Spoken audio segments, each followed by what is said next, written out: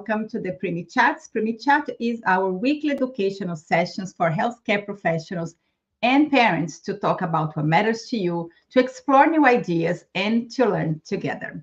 I'm Fabiana Bacchini. I'm a preemie parent. In fact, my preemie is turning 12 today. Happy birthday, Gabriel. And I'm also the executive director of the Canadian Premature Babies Foundation, as known as CPBF. And I'm happy to be your host today. CPBF is a parent-led charitable organization that helps families in and after the NICU through education, support, and advocacy. If you have a heart for preemies, whether you're a family or a healthcare professional, please check our website, canadianpreemies.org. There you'll find all kinds of resources, the latest projects, and most importantly, a community of people who wants to see our little babies thrive. And if you're watching live, please bring your voice to this table, leave comments and questions in the chat, and we'll address them during our program. It is through rich conversations like this that we can advance practice and learn together. So please participate and let us know where you're watching from. And today we are going to talk about World Day of Human Milk Donation, as Sunday, May 19th, is World Day of Human Milk Donation. Mother's own milk is the gold standard, but many mothers of extremely vulnerable hospitalized babies are unable to provide the necessary volume of milk for their babies. The Canadian Pediatric Society recommends pasteurized donor milk for sick hospitalized infants when mother's own milk is not available or is limited. Donating breast milk can help save a preterm baby's lives by reducing the rate of NEC, necrotizing enterocolitis, which is a life-threatening medical complication. And studies have shown the rates of NEC, they do decrease when babies are giving donor milk. And a reminder today, it is NEC Awareness Day, and the NEC Society has a lot of resources for families and healthcare providers. And I'm going to share here their website because it is a great place to go to learn more about NEC and how to reduce NEC worldwide. And according to the Ontario Human Milk Bank, in Ontario, 70% of preterm babies in hospitals across Ontario don't have access to a full supply of their mother's own milk, leaving them with reduced vital nutrients and protective properties. That's why human milk banks are so important. There are 4 human milk banks in Canada, and you can see the list on our website, and I will share the link on the comment section during this program. And today we'll be highlighting the Ontario Milk Bank, a journey to 1 million ounces and beyond. We will discuss how and why a donor milk bank was established in Ontario, the steps in that journey to serve the most vulnerable preterm and sick infants in the provinces, hospitals, and beyond, providing safe, pasteurized donor human milk. And I have here joining us live from Toronto, Debbie Stone, who is an NICU nurse who became a certified lactation consultant in 1994. After moving on from 20 years in the NICU in a variety of roles, she developed a hospital-wide breastfeeding education and consultation service, participated in published research, and co-authored the book, Better Breastfeeding. In 2001, Debbie began to focus her efforts towards overcoming the daily struggle for mothers to maintain sufficient milk supplies for their very sick babies. In 2005, she began the journey to bring a donor milk bank to Toronto to ensure the benefits of human milk for those fragile infants who need it the most. In April 2012, Debbie was seconded from the Hospital for Sick Children to work at Mount Sinai Hospital, choosing to be the site of the new Ontario Human Milk Bank. The milk bank officially opened in April 2013 and has distributed over 50,000 liters of pasteurized donor milk to eligible hospitalized infants in 51 level 3 and level 2 NICUs throughout Ontario, Nova Scotia, and Newfoundland. Debbie, what a journey. And thank you so much for joining us here today. I'm very excited about this chat. Thank you so much for the wonderful intro, Fabiana. Well, yes, I have a lot of passion for this subject. From the first moment I walked as a nursing student onto the NICU at the Hospital for Sick Children, somehow in my mind just said, how can I help these little babies? How can I make life better for them and their families? And that really set me off on a journey throughout my entire career.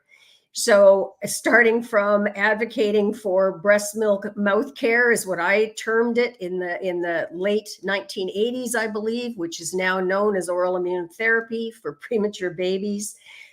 Listening to moms sitting at bedside saying, what can I do? How can I best help this little baby?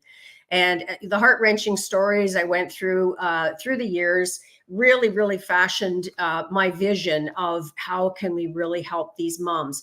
And as I say, as you said so nicely in the intro, that had me developing every strategy I could think of to get moms to be able to have the facility and the equipment to express their milk, so that we could get mother's own milk into these little premature babies. As you said, we know it's the gold standard for these babies. Again, as you indicated, 70% of those moms can't meet the demand, the volume demands that their babies needed. Was so much stressful life in the NICU, as any NICU parents can relate to. So that was certainly a big problem. Kangaroo care followed, to help moms get their milk supply in and feel close to their babies and stimulate their own hormones. And then, of course, if that's not enough, it was then in my mind, what could possibly be second best, which then the journey began, and with determination and passion and a great group of team members and every colleague that I could convince that this was the road to go on, the journey began to bring this vision to life. So why a donor milk bank? You alluded to a lot of the reasons. It's certainly well researched, the benefits of human milk versus cow's milk protein in little immature guts in the NICU. The prevention of NEC, absolutely. We know the devastating gut disease that many people have had to deal with in the NICU, and indeed the number of babies that have succumbed to this horrific disease. Decrease in feeding intolerance. We certainly were concerned about that as well as infections and illness was why we wanted more donor milk. Support for moms of the preterm and sick infants struggling with their milk production and insufficient supply of their own breast milk. GAMBA, which is the the Global Alliance of Milk Banks and Associations, an association that was started about 2 years ago during COVID, is celebrating World Human Milk Donation Day, which is Sunday, with the phrase and the slogan that was chosen out of, I think, 700 slogans that were submitted worldwide from 68 different countries. Love in every drop donated, life in every drop received. And I think that is it's a perfect testament to what we feel about donated milk. So where did we get started with all this, and why is it so important? We understand that, but it was also pretty important that we kind of looked, that it was fairly prudent to notify Health Canada and Canada Food Inspections Agency about a research proposal at the time where we suggested, within a research group led by Dr. Debbie O'Connor and Dr. Sharon Unger, that we take a look at donor milk versus formula as a supplement with babies that were receiving donor milk and what those outcomes looked like. So we wanted to make sure that the Health Canada and the regulatory agencies were aware of that research project, which they supported wholeheartedly. And it needed to be done early before donor milk really kind of caught hold and the suggestion of it. So that started the formulation of a great research base looking at donor milk and its benefits and the outcomes, which definitely showed the reduction in necrotizing enterocolitis, which was so important. So the history, I think Fabiana touched on some of that. The history from 2006 to 2013 was presentations to not only the federal governments, but provincially and Toronto Public Health and the National Breastfeeding Conference in 2006. where we put together our proposal, which was originally a tri-hospital partnership between Sick Kids Sunnybrook and Mount Sinai Hospital as representing the largest NICU units in Toronto. And this started out as bringing a milk bank to Toronto kind of initiative. Our scope of the whole province of Ontario wasn't really on our radar until we kind of got our teeth into this. Infection control and microbiology protocols were written and reviewed. Safety and risk management played a huge issue in this because this was a brand new concept coming into Ontario and a very much unknown at the time. There were regulatory challenges. We talked to the dairy industry. Public health insisted that the dairy industry be at the table because we were doing pasteurization, which of course is what is done with our milk products currently as a food. Food versus body fluids. Again, in many places, human milk is regulated either as a tissue, as a body fluid, and or a food. It was determined to be a food product in Ontario, therefore the regulations under Canada Public Health and the dairy industry leaders.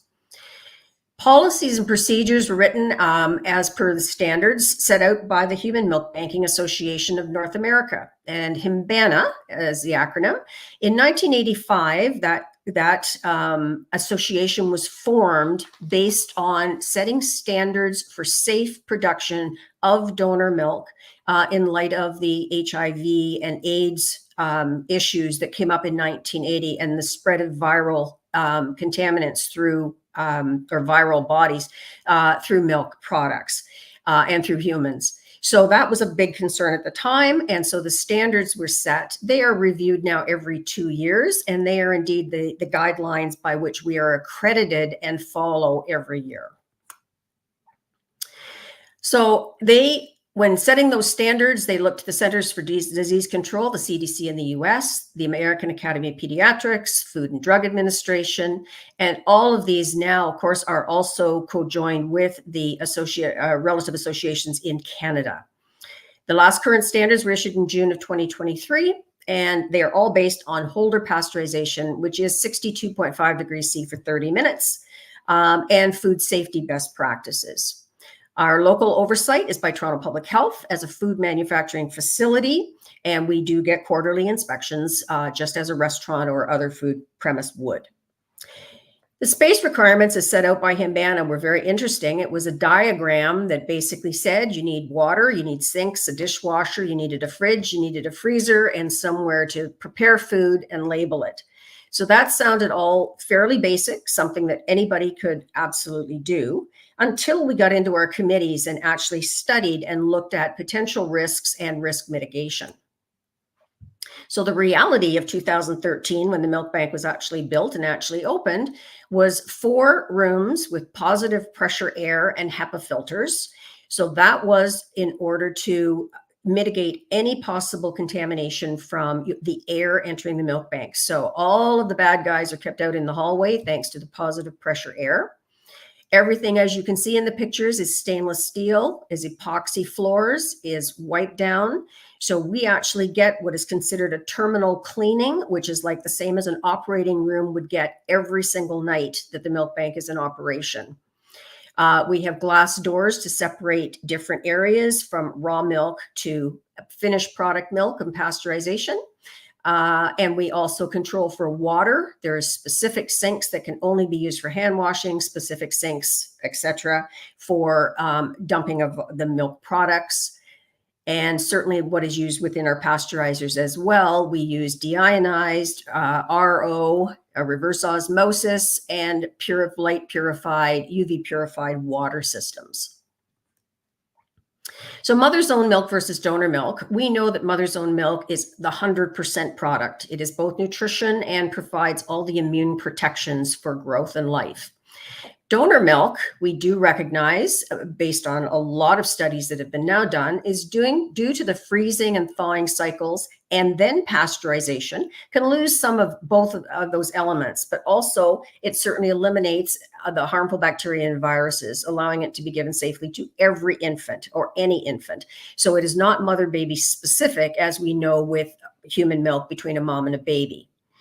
Hospital milk prep rooms in Ontario Milk Bank, I chuckle a little bit, the misunderstanding that still occurs out there with hospitals that have what they call milk prep rooms, where mother's own milk goes into a storage facility and then it is aliquoted out to her sick baby that is in hospital.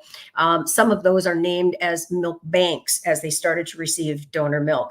But we are the only official milk bank in Ontario at this point, where we do nothing but process raw donated milk into pasteurized human milk that goes out then distributed to the hospitals in Ontario and beyond. The safety of donor milk, again, strict safety regulations with our public health oversight, as we said. We must meet all of the required sanitization rules, the dishwashing rules. The risks are, of course, it's a human body fluid and there are viruses and bacteria, but we do eliminate those by pasteurization. The human milk bank donor screening requirements are extensive. And we also look to Canada Blood Services. So as you can imagine, as a human body fluid, we rely heavily on what Canada Blood Services does for the screening of individuals that are also going to donate blood. They unfortunately don't have the option to pasteurize to eliminate virus and bacteria, but many of our question and our screening questionnaires are pretty much aligned. Donor milk deposits, again, when mothers send in donor milk, we are blending 4 to 5 different donors in a pool. And we do that specifically because the ages of the milk may be different, and there's certainly different nutritional variabilities between cultures, between mothers, what they eat, and the ages of their babies and milk. If anyone's interested in donating milk, and again, I throw a big shout out to NICU moms, who very often, those that are fortunate enough to be able to establish a milk supply, a good milk supply, we often hear that they are told that they have a fairly large stash in milk prep areas in hospitals. So for those mothers who have taken the time to go into our website and register to become milk donors, we greatly appreciate their efforts in doing that and sharing their milk with us. So if you're interested, we go to www.milkbankontario.ca, which is our page, our website, where we submit demographics, and there's a video about being a milk donor. This is totally an altruistic act. There is no payment allowed in Canada for the buy and sell of body fluids. So this is, again, totally altruistic on the part of the donor mom. Milk bank staff will call to do a pre-screen for eligibility. There is a fairly long list of what's eligible and what isn't, so there's only a brief description of that on the website. If you're eligible, a registered nurse or lactation consultant calls and will complete a full medical and lifestyle questionnaire and then sent to the donor for her consent, and those all come back. And then we do a last serology. We do special blood work that is paid for by the milk bank. And it is also including what's called nucleic acid testing, which is the most sensitive blood test for bacteria and viruses, also called a transplant screen. Once all these documents are completed and our medical director reviews the chart, then the donor is approved if everything is in line. This is just a picture of our website to go on. Also on the website, you'll find resources and reference material and all of the research that's currently being done about human milk. Excuse me, you'll also find all our brochures that are done for both recipients of donor milk, for donors who wish to donate milk, bereaved parents, and we have translated a few based on the questioning that has come through the milk bank, one for the Islamic faith and one for the Jewish faith and one for vegans and vegetarians. So donor screening is extremely detailed. If the individual passes all the verbal screening, the blood tests, and then they're approved. And we can accept that donor milk until a baby is 18 months of age. Some exclusion criteria: blood transfusions or blood products, we have to wait before we can actually complete the screening. Use of needles, selected medications are not allowed. Our regular users are more than 2 ounces of hard liquor or its equivalent, so we call occasional 2 to 3 times a month. Any use of illegal drugs, tobacco products, or cannabis in any form, and history of systemic disorders themselves, hepatitis, any chronic infections at all, leukemia, lymphomas, those types of things. So our donor data, since April of 2013, we've received over 15,000 inquiries to donate by phone or by email. And we've screened, and when I did this presentation, it was 7,100. As of today, it's 7,236. donors. It averages about 2 hours of registered nurse lactation consultant time, who is the person on the end of the phone that is doing the donor screening. We average about 120 donors per month, and that is certainly up since COVID. We have 350 currently active donors and about 340 in process in stages of approval. We lose about 50% of those who want to donate, and we completely understand that. I think it's a wonderful initiative for mothers who say, yes, I can do this, I want to do this, until the realities of motherhood set in and family life gets busy and babies start to grow and demand more of mother's own milk supplies, that kind of thing. So we do lose a fairly large proportion of the mothers that call us. Since COVID, we have much higher volumes of donated milk. So when that donated milk comes in, again, we have a simple chart of processing. It is free, comes from mom's freezers, storage and transport into the milk bank. Thawing, we do a bacterial culture as a quality assurance measure on the donor milk. It is batched or pooled together. It is pasteurized. We must have 0 bacteria or viral component in the post-pasteurized milk before it could ever be distributed to a hospital for any baby's use. Milk analysis, freezing then again, and then it's couriered out to the institution based on bulk orders sent in by the hospitals. Nutritional analysis, again, we blend. There is not a milk analyzer approved by Health Canada for the commercial use or labeling for nutrition. So that is something that we are constantly working towards. Himbana's stance on this is there's a great variability in analyzers. There are 3 or 4 different models that are used in the US, but have not passed licensing here in Canada.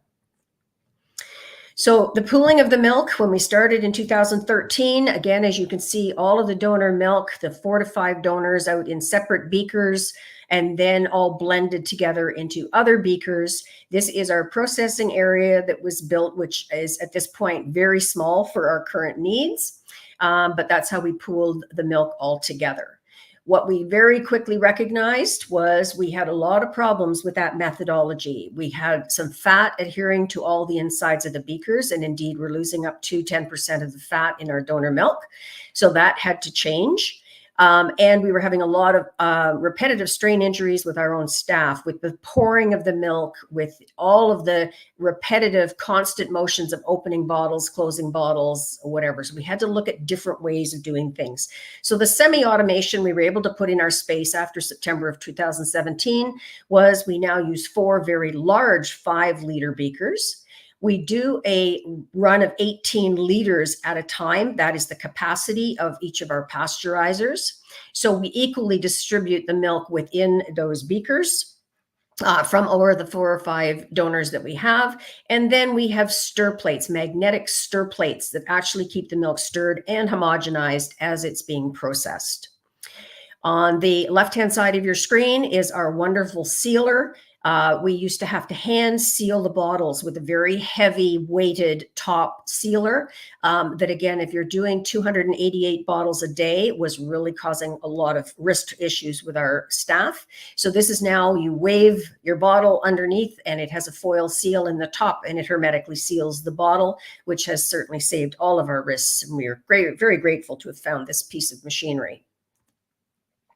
This is the milk on the stir plates being stirred, and then through a silicone food grade lined tubing, it goes on now a volumetric dispensing pump, and the wonderful little gun that is at the end of that, you push a trigger, you fill a bottle. So nobody has to bend over and watch for the 120 ml line anymore while pouring this blended milk into all of the bottles.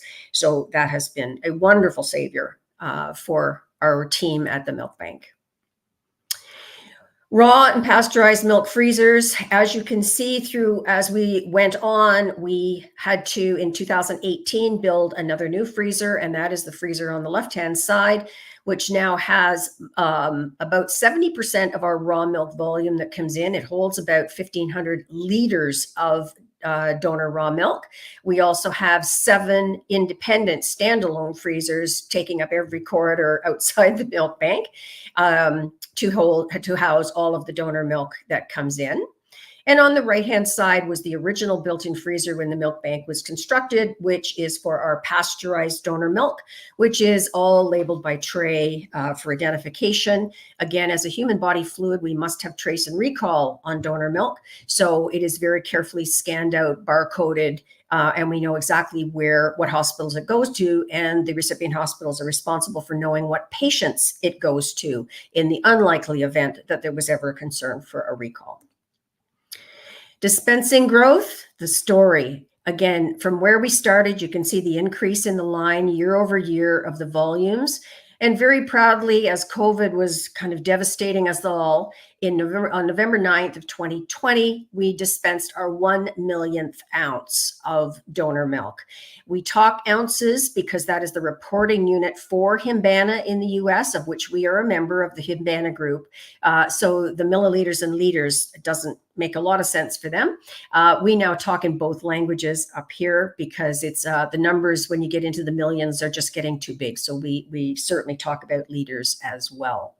So the exciting news now is that we are exactly about 2.5 months away from dispensing our 2 millionth ounce. So we're almost approaching 2 million ounces. As you can see on the curve of the line, as we come into 23 and 24, we now have completed our distribution to most of the hospitals in Ontario, but 97%. So things have started to taper off slightly.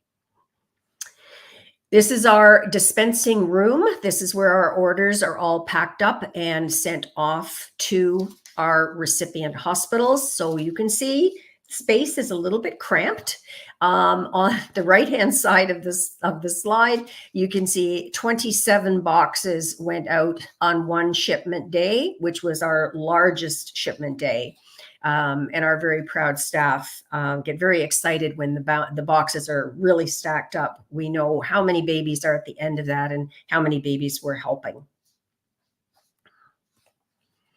How we do all that shipping, again, I set up a thermal line collection box system throughout Ontario. We do door-to-door delivery. So when a mother is an approved donor and we call her and say, you're now approved, how much milk would you be donating? And she says, we do it in increments of about 5 to 6 liters. So minimum 5 liters is a thermal mass that we tested time and time again for overnight courier shipment in both winter and summer to ensure that whatever's in that box gets to us in a frozen state as it's incoming from donors, and certainly gets out to hospitals when we're dispensing pasteurized donor milk safely in a frozen state. We do not use dry ice at the milk bank as a dangerous chemical. And certainly in our small confined areas, that was not something that we wanted to be doing. So these boxes, again, Mom says, I have 10 liters of milk. We will send her out 2 empty boxes by Purelator to arrive the next day to her with the full instructions of how Mom is to package her milk, put it back in the box. We include a Purelator return label in the box for Mom just to stick on the top, and call Purelator and ask for the pickup. And then it's picked up right from Mom's home and comes back to the milk bank the next morning. So far away as 5 hours north of Thunder Bay, in Ontario, we have made that work. So that's a driving time of about 22 hours. So far the system has not let us down. We have on occasion had to package very, very tightly for a long distance to get it to us in 2 days, but it always arrives and arrives frozen. So the recipient hospitals we talked about, I'm very excited to say that as of this week, we now have 9 sites that are NICU level 3-4s, so the sickest of our preterm infants. So that is all 8 in Ontario and now 3 maritime hospitals where we're supplying their level 3-4 NICUs with donor milk. 41 hospitals, level 2 nurseries in Ontario, which is preterm infants that don't require as critical care. And we have another one in the wings. So that will be a 42 level 2 NICUs, hopefully in the next week or 2. And then that will cover actually 98.5% of all the Ministry of Health listed NICU beds in the province of Ontario. So we're very proud of that. What comes next? We're often asked, what comes next? Well, our biggest thing for what comes next is to rebuild into a larger facility. We have used up every space surrounding the milk bank that is possible for us to use, and that's within 10 years growth. So looking towards the future, we certainly know we need to have a much larger space. There is so much research going on about human milk, and we want to adopt newer pasteurization technologies. One of the main researches going on at this point is for high pressure pasteurization. Some of you may be familiar with that. It's often used with organic juices, and it's coming more and more into the food industry and the juice and beverage industry. One of the big problems is making to scale. So as we had to scale up the milk bank based on supply and demand, the scaling of the equipment that would be appropriate for the size of operation we have is very critical, or being able to upsize it as it's required. So there's a lot of research going on into that right now to see how that can be integrated into the milk bank. And that's, again, based on a lot of research been done to show that high pressure pasteurization is probably one of the best ways to further preserve more elements in the donor milk that we recognize are lost in our current processing. Community care milk is something near and dear to my heart, and something I would really like to see in the near future. So that's the beyond hospital care. Right now, we are able to supply donor milk for all in-hospital babies at the discretion of their healthcare team. So if a baby is hospitalized right up to term, we have sufficient supplies of milk to supply that. Beyond hospital care, again, a lot of problems if babies have been, literally, mom has no milk and they have to be weaned to another feeding source. We would like to see some of these babies get out of hospital, and even if we can only supply them with a month of milk beyond hospitalization, that is one of certainly our goals. I do get calls very frequently from same-sex male couples, mothers with mastectomies, maternal illness or death. Lots of situations where people would really want to have donor milk, and we have an eligibility type list developed through Himbana to look at who really is the most critical on that list to serve, as, again, we continue to grow our supply to meet the demand that is requested. ODB listed has been suggested before. Is there a way we can work and lobby the government to get donor milk ODB listed? Again, it's how do you determine? It is still a limited resource. It will continue to be a limited resource because it is altruistic and based on the number of donors we get and the volumes of milk we get. So how do we work with getting it affordably to some families that would really benefit from it? Retail pharmacy, again, is a concept that is allowed through the Himbana chain. 40 ounces of what we call bridge milk. Again, donor milk was never meant to be a replacement. It was meant to be a supplement or a bridge for mothers while their milk was coming in, or bridge and as babies are weaning to other sources of nutrition. There's no prescription required for that 40 ounces of bridge milk. But again, there's concern from the federal government about it having a DIN number or a pharmacy number, or how is it tracked in the event, again, of trace and recall. Partnerships, we have been approached by partnerships.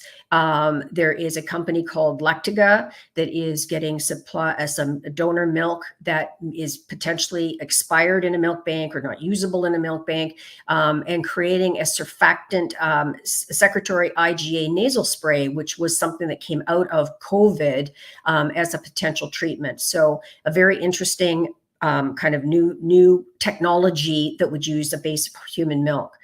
And U of T Engineering, we have partnered with U of T Engineering to do an AI project to do a better job or a more streamlined job of pooling our donors together for optimum across the board nutrition and just streamlining what our donor product actually is by using an AI program. So that's really fascinating watching that evolve. So that's what essentially the future looks like. Lots of projects on the table, so to speak, as we continue to move forward with the growth of the use of pasteurized donor human milk. And I turn. Yes, well, that is outstanding. Congratulations from this incredible work. It gave me goosebumps just to listen to you, how much was accomplished in only 11 years. It's incredible.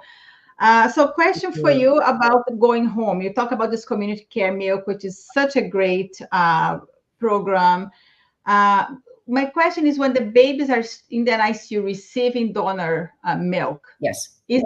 do they qualify for this bridge program going home so they can continue with donor milk, or that's once they leave the NICU, that's it? No, once they leave, once they're preparing to go home, they're typically transitioned over to whatever their nutrition would be going home. My concern is, having worked at sick kids for so many years myself, is babies that could possibly get home earlier if they had milk that they tolerated and were growing well on to go home.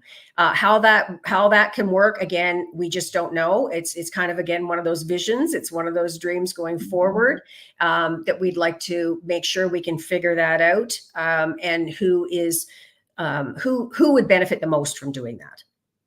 Absolutely. So that is so incredible.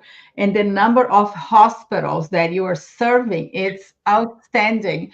So is there plans in Canada to open more milk banks to mimic what Ontario has done? Or this is, let's grow Ontario Bank so you can continue to supply all those hospitals? Well, I think the issue becomes that it is a very costly venture to build a milk bank. Certainly one that is, replicating, what we have currently done in Toronto. I know there's been feasibility studies done originally in the Maritime. I participated in several of them as they all went, can we do this? And it wasn't cost effective to build their own food processing plant, so to speak, because of the demand being small. Some of these provinces only have one, maybe two NICUs. So relation to population and the relation to the sick babies, it wasn't really feasible. So it makes sense to grow the Ontario so you can continue to distribute to all those more remote locations or smaller hospitals. Absolutely. So let's talk about COVID, because there was a lot of conversation during the COVID years. Is it safe to continue to donate milk or to receive milk, to pasteurize the milk, to moms were tested positive? Where are we now with this conversation with COVID? Okay. Well, we were absolutely delighted to be one of the first researchers. We actually keep samples of all of the pools of milk that we create. So from a research perspective, we had a year and a half worth of samples pre-COVID, before COVID came, and we started collecting samples of milk post-COVID and from mothers that were theoretically infected. We looked at many things, those that were vaccinated, those that actually got the illness, whatever. One of the things that was immediate in working with the University of Toronto, Department of Nutrition and Sciences, was that one of the discoveries, which was published as quickly as we could get it published, was that COVID human milk was injected with the COVID virus. And before they could get the plate actually under a microscope to look at what was happening, the human milk had engulfed and destroyed the COVID virus. So the power of human milk, again, we all have always thought how powerful human milk really is. And that was, in science, one way to really prove that it saw a foreign invader and it engulfed it and destroyed it. So that was very, very positive. So what we recognized was, the mom transferring those types of antibodies to her baby to protect her baby was critical. And we were able to say very quickly that, yes, moms, regardless of COVID, regardless if you get it, you keep on breastfeeding your babies. Wow, that is pretty incredible. Yes, I've been following all the research. I follow very close the work of Dr. Sharon Unger and all her research on human milk. It is absolutely amazing. We have great people in Canada doing research on human milk and really advocating for more and more access for parents to continue their journey with breastfeeding. And yes, we do have the milk bank, but you're always cheering for moms and parents to really try their best. We know how hard it is. I know how hard it was for me to pump for so many months. It is hard work. Yes. But but we're always very grateful for the lactation consultants who really cheer us on by the bedside. Keep doing a good job, even if it's a tiny ounce. We still doing something great for our babies. Well, that is one of my mantras and always has been. Any amount of human milk is beneficial to your baby. We worry about giving children 1 a day vitamins or something like that. Any amount of milk a mom can give her baby is the best little dose of health going forward that she can do. So absolutely. And heads off to all the moms who are pumping to donate to the human milk banks. It's amazing the number of donors that you have. And I know you said do not do a call out for more donors because you're overwhelmed with donors. But it's such a wonderful thing that moms, as you said, they're raising their babies and is still doing something so great for the community. But I do want to talk about a special group of parents or the moms who actually lose their babies, and they also donate their milk. What is your experience with those moms at the bank? Well, I'll tell you, within the first year of the milk bank, I had the most delightful experience with a mom who called us in tears one day, and I was the person on the end of the phone, who I think she was 42 years of age, had just lost a 39-week infant stillborn. And she felt that this was her only shot at being a mom, and she had to make this matter and in the memory of her baby. And so I worked with her. I told her what she would need to do. This was a first baby, which is difficult for moms who have never lactated before, didn't understand anything. And I spent lots of time on the phone with her, getting her as a lactation consultant, just getting her pumping, what she would need to do. And this wonderful woman donated to us for 6 months. And she got a wonderful milk supply. And the letter she sent when she finished about how it helped her with her grief and how she felt so empowered by helping other moms and other babies. It was a really poignant situation. I will never forget that. Yeah, thanks for sharing that, because we cannot even imagine how hard it must be, right, for moms to continue pumping after the loss of their baby. But I believe it is a healing journey for many, knowing that it contributed to the lives of others who are in much need. But Debbie, I really want to thank you for being here with us today to share your incredible journey with the milk bank. And I had to share with you, I do have a tiny participation on your milk bank, because when you're setting it up, I donate a few liters to Dr. Sharon Unger for the pasteurization process before the bank was even open, because I was one of those moms with a full freezer. I was very lucky.